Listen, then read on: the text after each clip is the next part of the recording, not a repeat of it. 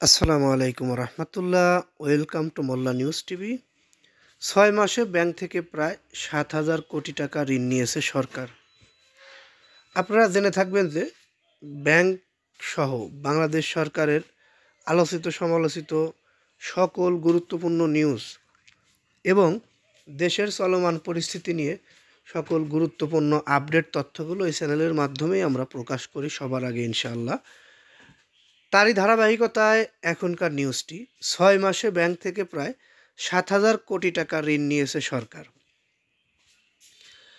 বিষয়টি যদি আপনি জানতে ইচ্ছুক হন, বাংলাদেশের একজন সচেতন নাগরিক হিসাবে আপনার এ বিষয়টি জেনে রাখা উচিত বা জেনে রাখা প্রয়োজন বলে আমি মনে করি।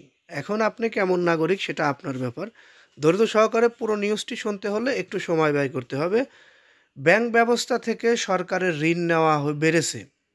চলতি 2024-25 অর্থবছরের প্রথম 6 মাস জুলাই ডিসেম্বরে ব্যাংকগুলো থেকে সরকার 6,744 কোটি টাকার নিট ঋণ নিয়েছে। এতে গত ডিসেম্বরের শেষে ব্যাংক থেকে নেওয়া সরকারের ঋণের পরিমাণ বেড়ে দাঁড়িয়েছে 4,75,666 কোটি টাকা। শুধু ব্যাংক নয়, সরকারের ব্যাংক বহির্ভূত ঋণও বেড়েছে।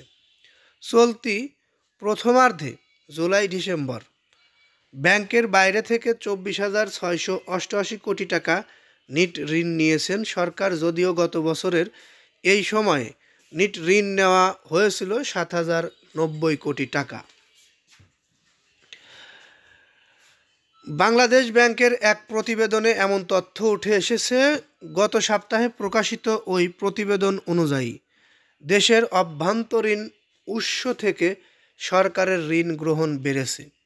চলতি অর্থবছরের প্রথম 6 মাস জুলাই ডিসেম্বরে অভ্যন্তরীণ উৎস থেকে নেওয়া নিট ঋণের পরিমাণ দাঁড়িয়েছেন 31,432 কোটি টাকা, যা এর আগে গত 23-24 অর্থবছরের একই সময়ের তুলনায় 69 গুণ বেশি। ওই সময়ে অভ্যন্তরীণ উৎস থেকে সরকারের নিট ঋণের পরিমাণ ছিল 456 কোটি টাকা। কেন্দ্রীয় ব্যাংকের প্রতিবেদনে বলা হয়েছে, আগের সরকারের নেওয়া ঋণ পরিশোধ করতেই চলতি 2024-25 অর্থবছরের প্রথমার্ধে ব্যাংক ব্যবস্থা থেকে সরকারের ঋণ বেড়েছে।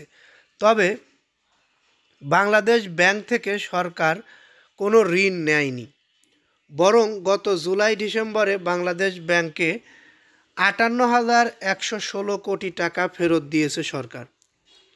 অর্থাৎ বাংলাদেশ ব্যাংক কোনো ঋণ সরকারকে আপাতত দিচ্ছে না বা নেয়নি, বরঞ্চ বাংলাদেশ ব্যাংকেই সরকারের টাকা ফেরত দেওয়া হয়েছে। যাই হোক, আপনারা যারা নিউজটি দেখলেন, এই নিউজটির পরিপ্রেক্ষিতে আপনাদের যদি কোনো মন্তব্য থেকে থাকে কমেন্ট বক্সে জানাবেন।